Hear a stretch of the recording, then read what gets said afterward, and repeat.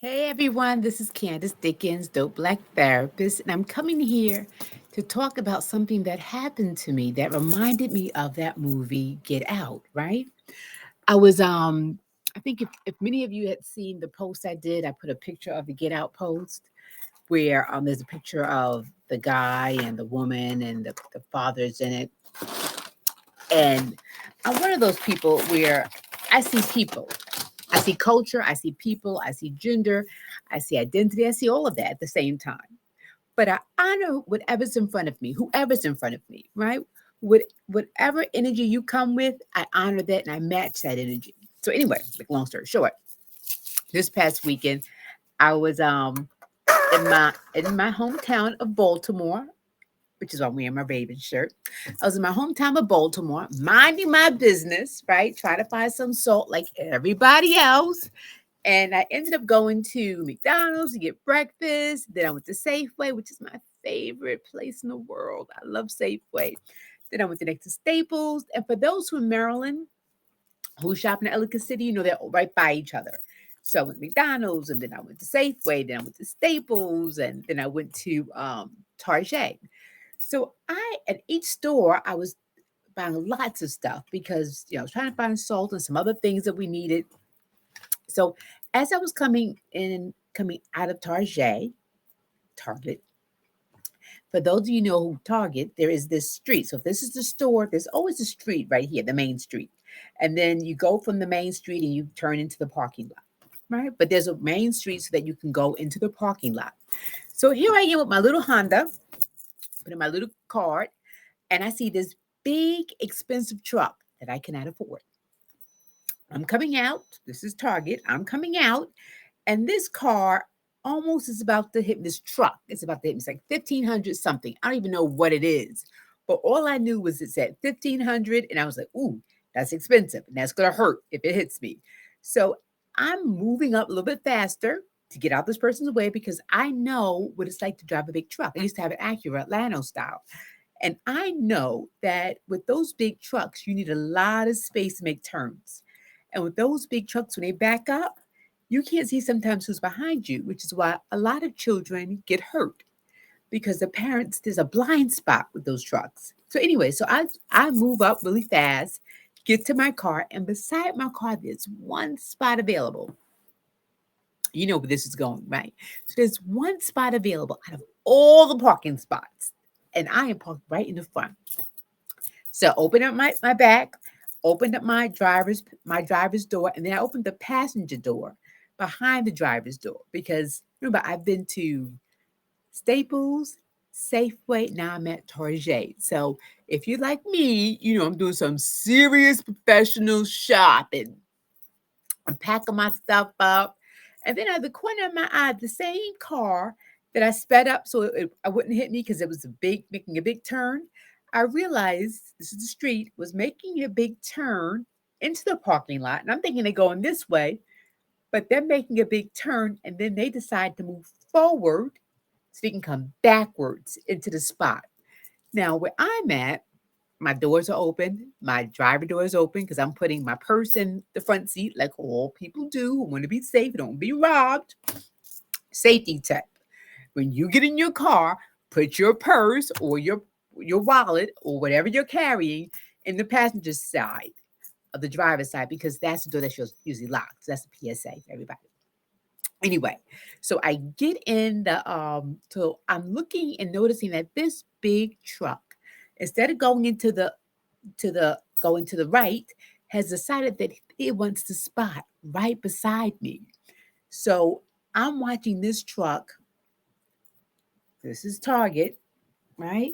It's making the turn. And in order to get into the spot where I'm at, it has to go forward into the disability spot, and then it has to back up. And as I'm putting things in, I say to myself, self, clinician, woman of esteem, educated woman, mother self, daughter self, I know this person is not going to back up, seeing me with both my doors open and my back hatch open on the Honda Accord. And the person is pulling back, and I see the person pause because there's a young woman, about maybe between 17 and 19, Caucasian woman. of non-African descent. So the person pauses, and I'm like, okay. So the person keeps moving back, and then there's an older woman, maybe about in her 60s, non-African American, Caucasian woman, stops. Now the person is moving back faster. Now remember, I said my doors are open, my driver's door is open because I put my purse there, right? And the door behind the driver's door, the passenger door is open, and the hatch is open. So this person is moving back, and I'm saying, "Whoa, this person is moving too fast."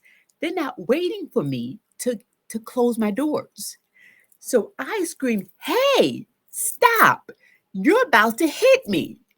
And the person rolls down their window and says, "I gotta get out the way. I can't be staying right here because I'm gonna hit people." And I'm saying to myself, self, aware self. I'm looking at all the parts, doing all my good work, and I'm noticing that this person stopped for two people. And this person's moving back with this huge truck. And they're not moving inch by inch. Now they're accelerating back a little bit faster, as if they're trying to make sure that no one else gets the spot, which no one can get the spot because they're so big. And I'm screaming, "Stop. You're going to hit my car. You're going to hit the doors that are open. You need to wait for me to put the rest of my stuff out of my cart because I had so much stuff that I had to go from the side, the passenger, the back seat side to the hatch." Right? Husband's nightmare, but a woman's pleasure. Lots of stuff. So he's fussing and still moving at the same speed, right? And fussing at me. So it occurred to me, and I'm speaking to this person, and I'm speaking very nicely, very professionally. And some of my friends, if they had heard me, would say, "Candice, you're code switching." What does that mean? I'm not saying the words that I would normally say if this was someone else who I was in another culture. And I'm saying, "Sir, you need to slow down. You're going to hit my car. Sir, can you see me?" Right? Because I want to make sure that I'm not in a blind spot. Right? The person's still moving back. So then I then scream, "You have to stop. I'm not invisible." So then I walk towards this person's car and I get to the window and I bang and I say, "You got to see me." And at that moment, this person turned a bright red. And the person who was doing all this, yelling, "Dot, dot, dot, dot, dot," pulled the window up and stopped. And I said, "If gentlemen, wait. I'm a person. I matter. You got to be able to see me." Because after a while, when you move back enough, you're able to see who's close to you. Right? When you're further away, you can't see it. And I said, "I'm a person. You're going to hit me. I'm a person." I said, "You stop for the other people and they were further away, but I'm a person." And I said, "I'm not finished. So you need to wait." And what frightened me, you can see I'm still activated listening to this, right? Because this is what trauma is. That even though this incident happened last Sunday, today is Friday. And as I'm thinking about it, how do I know I'm activated? My speech is fast. My throat feels tight, a little sweaty. I mean, that could be a personal summer or it could be a warm room, whatever.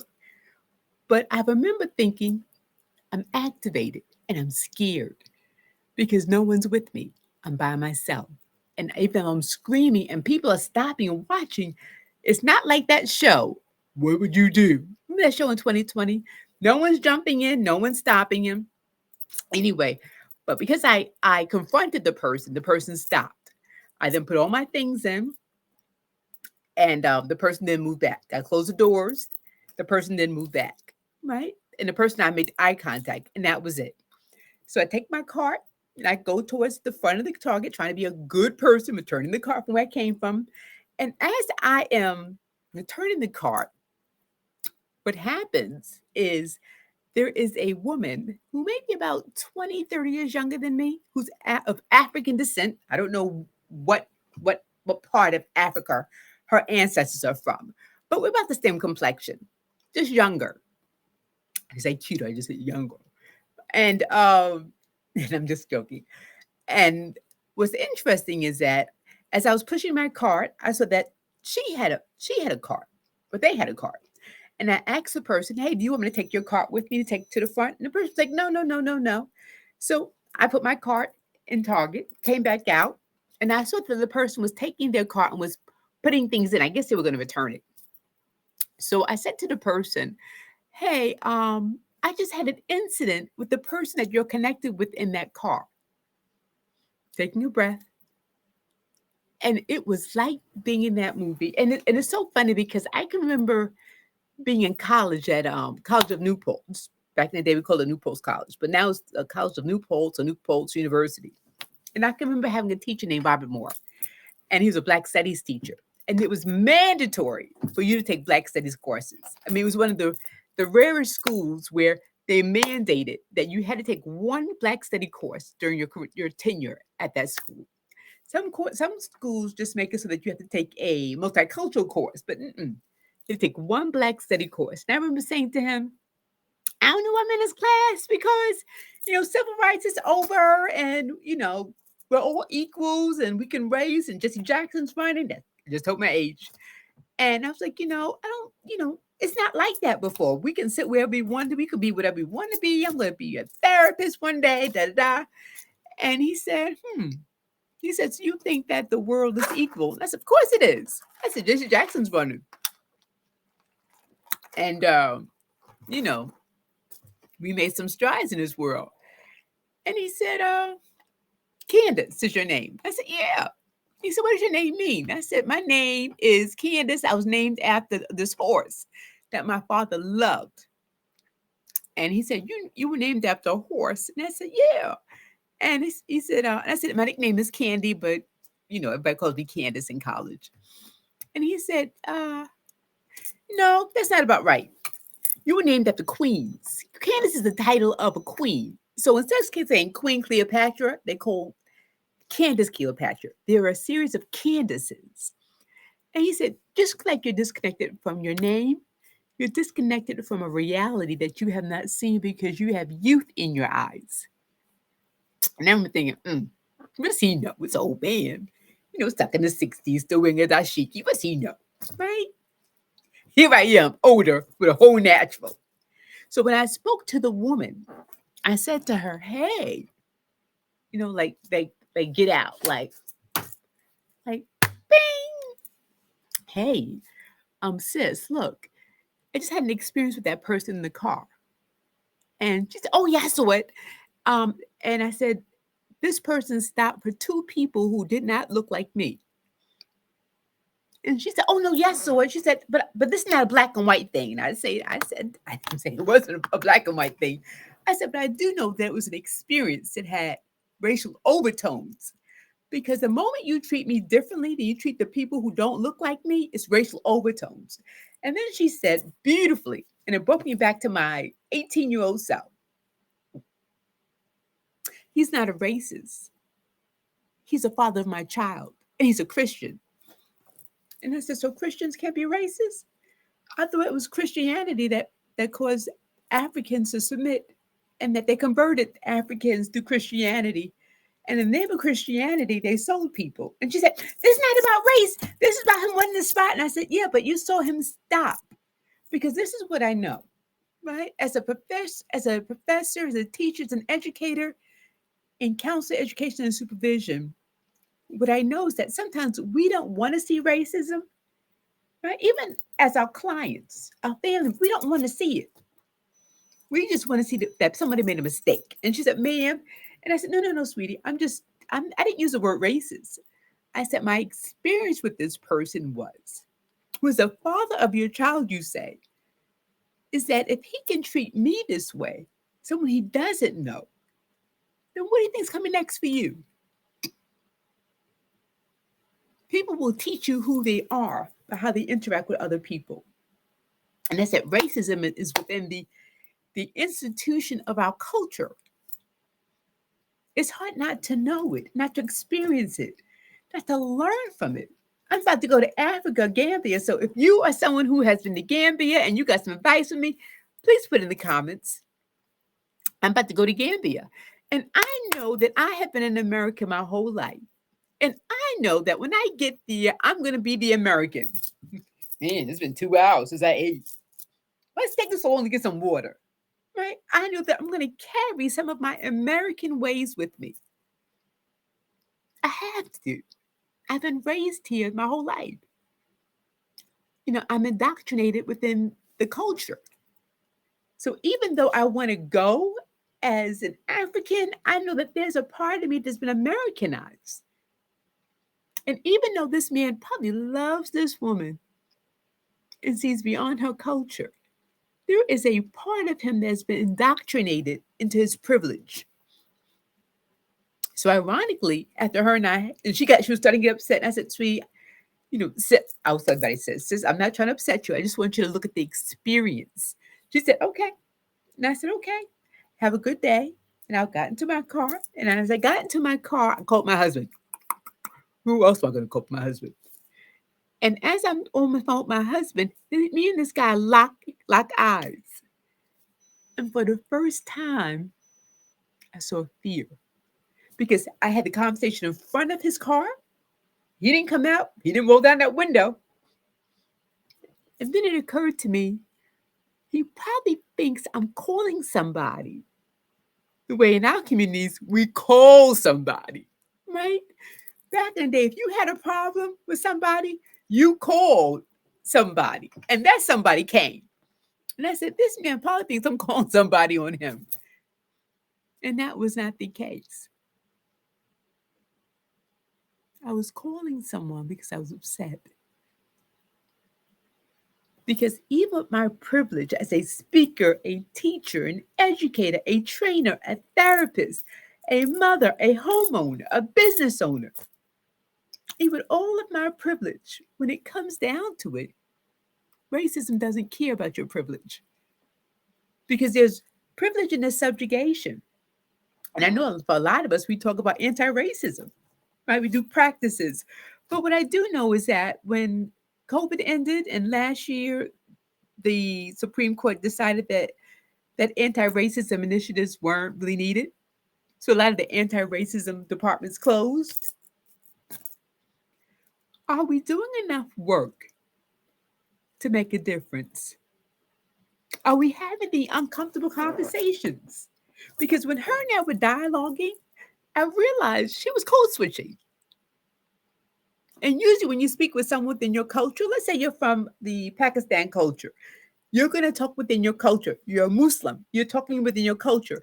And I realized that when she was speaking with me, she wasn't speaking within our culture.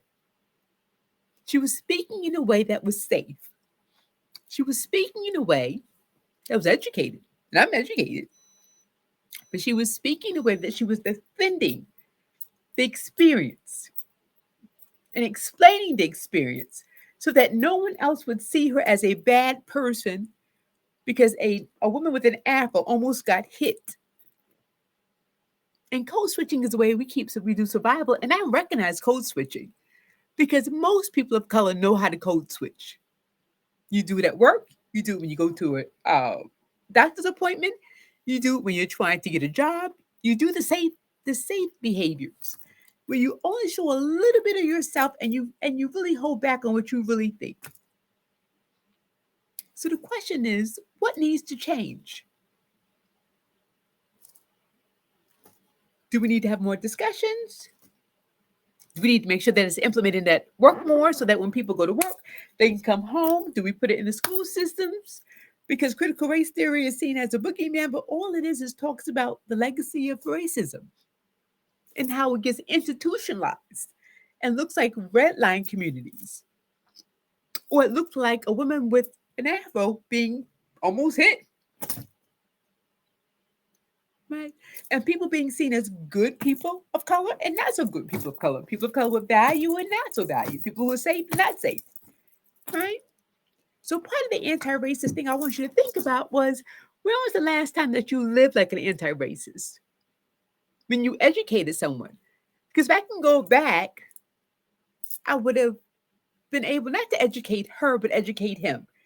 But my thinking was, if I educate her about the behavior, it's going to trickle to her educating him about just looking at what was being activated when he was going back and forth with me and being disrespectful and not recognizing that he was scaring me. What got activated when he watched two women of color have a conversation and her justifying his behavior, right? Because when we do anti-racist practices, we do it in a way that it doesn't shame people, but it lets them know that wow, you're in the history of America. You're living what you've learned. You're acting it out. You're living it out. So I want to challenge you. What do anti-racist practices look like for you? What does equity look like for you? What does inclusion look like for you? And what does shame look like for you? Because shame allows us to be small. And whenever you add shame, you cover up a truth. You don't see who people are. You just see what you're afraid of. So I want you to think about that as my eyelash is about to fall off. So I'm going to end this soon. But I just want to leave you with that. And I know next week we're going to talk more about code switching. You know, the topic is a girlfriend gave me this topic. The topic is, are we code switching in order to reduce harm reduction? And I was like, oh, that's a good topic. She said it was the hot topic was really, are we voting to produce harm reduction? Like I'm not voting for the best person. I'm just voting for to produce harm reduction. And I was like, wow, are we living a life of harm reduction? Do we marry people based on harm reduction? Like he may not be, or he or she, or they may not be the best people. But they do the least amount of harm. Are we saying your jobs for harm reduction? So maybe it's a topic, harm reduction. Is it running your life? Leave comments below. Tell me what you think. But if you're going to change the world, live like an anti-racist. Do the hard work. Call people out. And even call yourself out. Only look at the parts of you that still hold on to parts that may not honor society. That might be outdated. Now I got to go because my eyelashes really are coming off for real. Take care and be good. If you're looking for a therapist, please visit me at CandiceRDickens.com. If you're looking for a resource for trauma agencies, trauma organizations, international and domestic, please visit coloroftraumaandhealing.com and have a wonderful day. Bye.